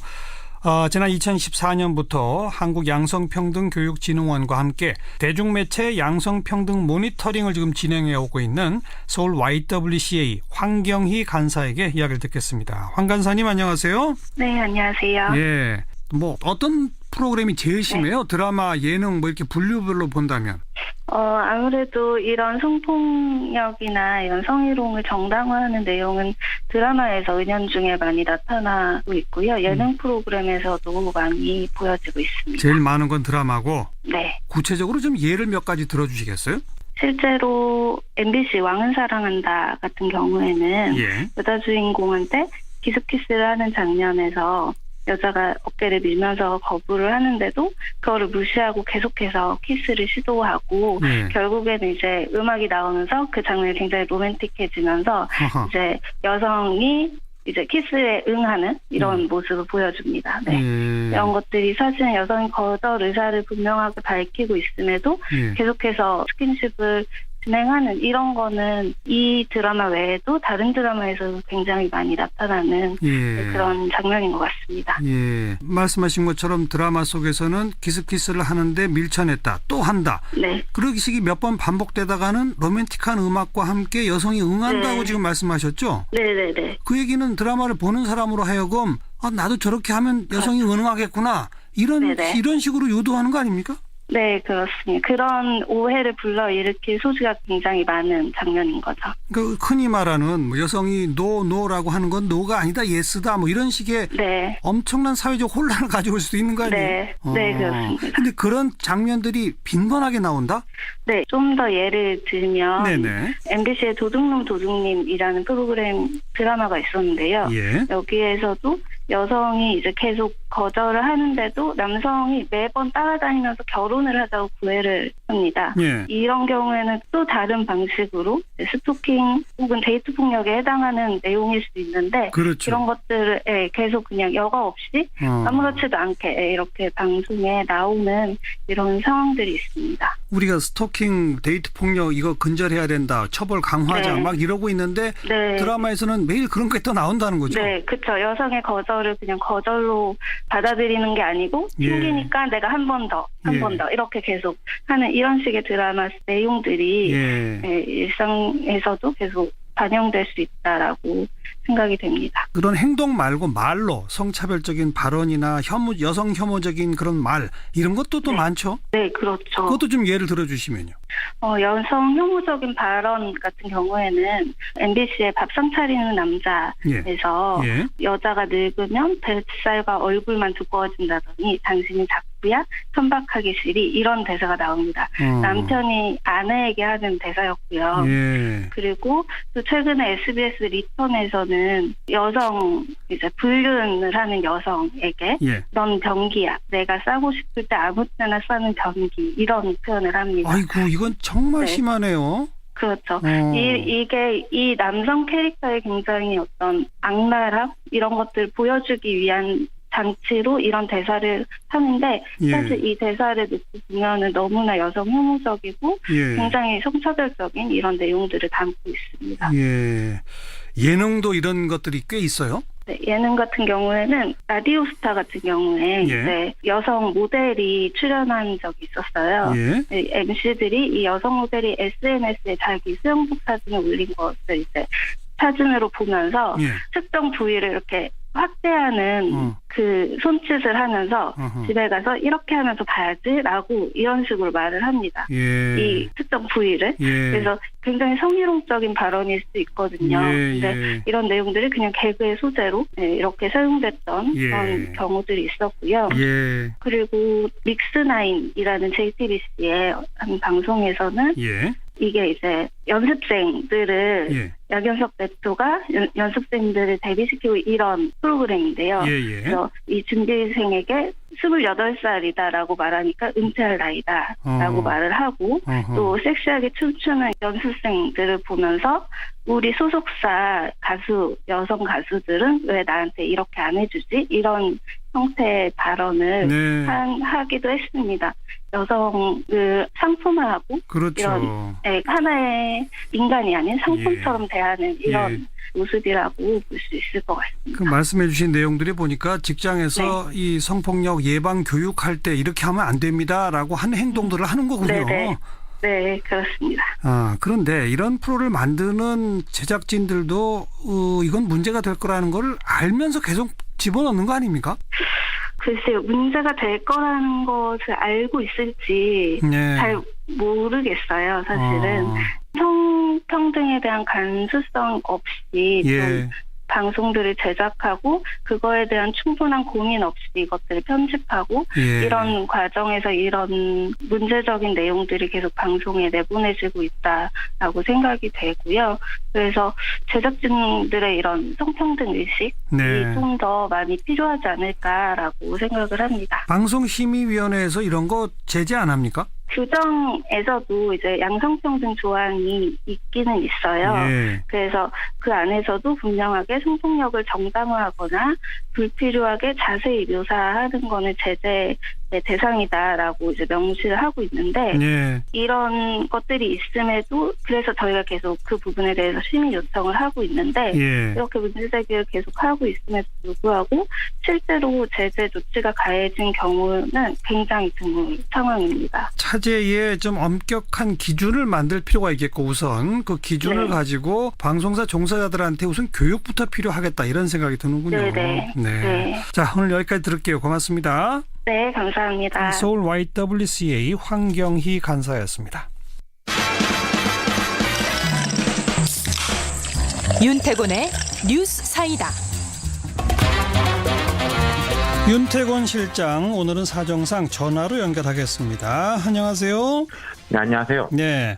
이명박 대통령 구속영장 청구는 됐는데 원래 뭐 내일 오전에 그 피의자 신문하기로 했다가 또 일단 안 한다면서요? 예, 그게 본인이 이제 안 나간다고 그랬어요. 예. 그러니까 검찰 조사에서 충분히 이야기를 했기 때문에 뭐 이야기를 반복할 필요가 없다. 그런 입장을 밝히니까 중앙지법에서 내일 구속 전 피의자 신문을 일단 취소를 했습니다. 예.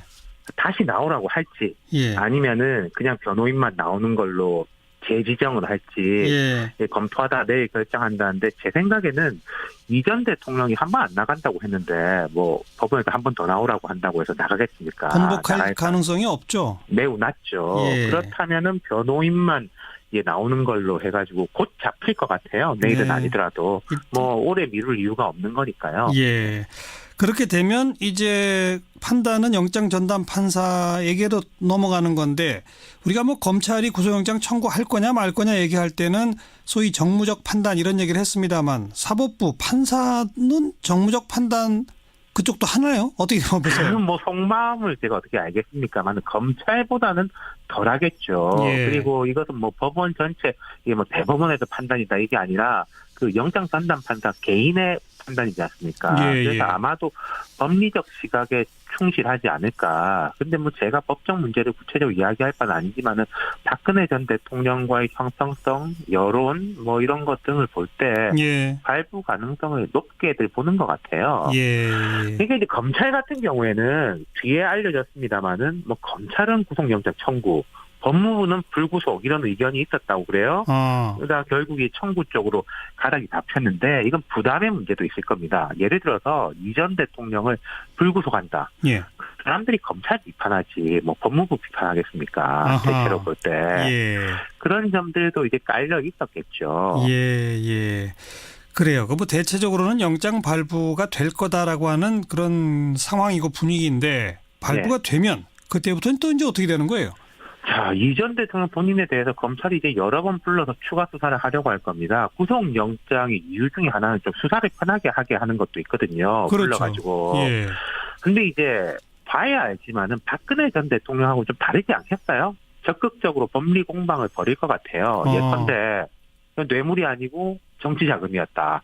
이 형량이 많이 다르거든요. 그리고 뭐 이런 건 공소시효가 지났다. 이런 식으로 곳곳에서 공방이 벌어질 것 같고 또 하나 포인트가 가족권 있지 않습니까? 예컨대 지금 뭐 부인, 사위, 형님, 조카, 아들 줄줄이 혐의가 있잖아요. 그렇죠. 이걸 이제 법대로 다 기소해서 구속할 거냐 아닐 거냐 뭐 구속은 차치하고라도 기소 쪽으로 가느냐 아니냐죠. 가족한테 그렇기 때문에 뭐 사당끼리 따로 모여서 어떤 반대 진영을 만드는 게 중요한 게 아니라 국회 전체가 모여서 합의안을 만드는 것이 더 중요한 문제고 그래서 저희들은 역으로 사당이 아니라 5당이 앉아서 합의 테이블을 만들자라는 것입니다. 그 이정미 대표도 핵심은 권력 구조 문제다 이렇게 표현하셨는데 정의당의 권력 구조에 대한 입장은 정리가 됐나요? 네, 그 우리 헌정특위 위원장인 심상정 위원장께서 지금 뭐 여러 가지 이견들이 있으니 그러면 합의점을 도출할 수 있는 수준이 이 정도면 되지 않겠는가 이렇게 내놓은 안이 있습니다. 한마디로 현재 대통령 제도라고 하는 이 체제를 그대로 유지한 채 지금 현행 대통령제가 가지고 있는 그 대통령의 권한이 너무 이제 집중돼 있다. 그래서 특히 이제 입법권이라든가 그다음에 예산 심의권 이런 것들을 국회로 좀 더 가져오고 그리고 총리를 추천하는 정도 수준에서 권력 분산에 대한 합의점을 좀 이뤄볼 수 있지 않겠는가 이런 얘기를 했습니다. 대통령께서도 뭐 이원집정부제나 내각제 같은 경우는 지금 국민들이 국회에 대한 이 불신이 굉장히 높기 때문에 그걸 당장 실행하기 어렵다라는 입장을 내놨고 그 자유한국당에서도 그 총리 선출제를 얘기하면서도 선거제도 얘기를 했습니다. 그래서 지금 중요한 것은 국회의 신뢰도를 높일 수 있는 선거제도 개혁에 대한 안을 좀 합의를 하고 그렇게 해서 정말 국민들이 저 국회의원들을 좀 신뢰할 만하다라는 충분한 신뢰를 획득하기 이전까지는 총리 추천제 정도의 수준에서 권력 분산에 대한 타협 지점을 좀 만들어 보자는 것이죠. 그런데 그 더불어민주당의 반응은 선출이 아니라 추천이라 하더라도 국회에서 어쨌든 다수 동의를 얻어야 추천이 될 거 아니겠습니까? 네네. 그렇게 되면 예를 들어서 야당끼리 힘을 합쳐서 야당 쪽 인사를 총리로 추천하면 예를 들어서 뭐 직접적으로 문재인 대통령의 홍준표 총리면 국정 운영이 되겠느냐. 이렇게 사실상 총리 추천제도 내각제 아니냐. 이렇게 반박하던데요. 이거는 더불어민주당이 이 상황에 대해서 어떻게 지혜롭게 풀어가려고 하는지에 대한 너무 깊은 고민이 없으시고 그냥 즉각적인 반응들만 하고 있다. 이런 생각이 듭니다. 예를 들어서 지금 이번 헌법에 대통령 결선 투표제라는 것을 헌법 개정 사항으로 넣어놓고 있지 않습니까? 그러면 당연히 다음 대선 과정에서 결선 투표 과정에 연합 정치가 이루어지게 됩니다. 그러면 여당을 중심으로 하는 연합정치 세력이 국회 내 다수 의석을 차지하게 되고 그 안에서 당연히 여당 중심의 연합정치 세력들이 총리를 추천하게 되는 것이죠. 그래서 그게 뭐 현재의 어떤 정치 구조 안에서 뭐 민주당은 따로 떼어놓고 나머지 야당이 연합하고 이거는 지금 너무 현재 이 상황에 대한 냉철한 분석이 좀 부족한 채 너무 대통령제 말고는 아무것도 안 된다라고 하는 그 프레임에 이렇게 사로잡히셔가지고 내놓는 이야기들이라는 생각이 듭니다. 그런데 이정미 대표 이 현 상황에 대한 냉철한 분석 말씀은 이해가 됩니다만 순전히 논리적으로만 따져보면 말이죠. 대통령 투표는 국민들의 직접 투표이지 않습니까? 거기서 결선 투표를 한다손 치더라도 반드시 국회 내 다수 의석을 차지한 쪽이 결선 투표에서 대통령이 되라는 법은 없는 거 아니겠습니까? 그렇습니다. 그렇기 때문에 현재의 국회 구조를 놓고 홍준표 대표 중심으로 야당이 연합을 해서 총리를 추천하게 된다라고 하는 그 비유도 적절하지는 않은 것이라는 겁니다. 결국은 다수파 연합이 추천을 하고 대통령이 그 추천에 대해서 안 받을 수도 있는 겁니다. 추천은 임명이 아니고 추천이기 때문이죠. 그런 전반적인 상황들을 다 살펴서 안을 정의당이 내놨다라는 점을 좀 이해해 주시기 바랍니다. 방금 그 말씀이 핵심이네요. 국회가 총리를 추천하지만 대통령이 거부할 수도 있다. 네, 그래서 이것을 마치 이원 집정부제다, 내각제다 이렇게 얘기하는 것은 상황을 좀 잘못 이해하고 계신 겁니다. 그런 의미에서 바로 이런 정의당의 중간 절충안 정도를 놓고라도 5당이 빨리 모여서 머리를 맞대서 결론 내리자 이 말씀이군요. 네, 그렇습니다. 근데 5당이 모일 수 있을런지 그건 미지수네요, 아직은. 국민들에 대한 책임을 다 하셔야죠. 알겠습니다. 여기까지 들을게요. 고맙습니다. 네. 정의당의 이정미 대표였습니다.